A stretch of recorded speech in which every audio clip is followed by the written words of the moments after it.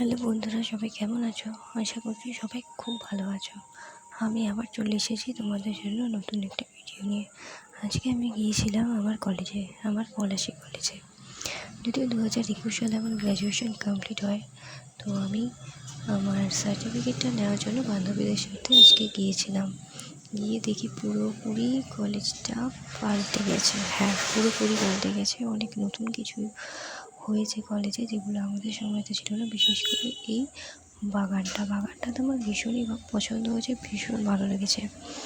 অনেক রকমের ফুল আছে, অনেক গাছ রয়েছে এখানে। যেমন অনেকগুলো আমি দেখলাম পদ্ম ফুল রয়েছে, ভীষণ সুন্দর পদ্ম ফুলগুলো, অনেকটাই বড়।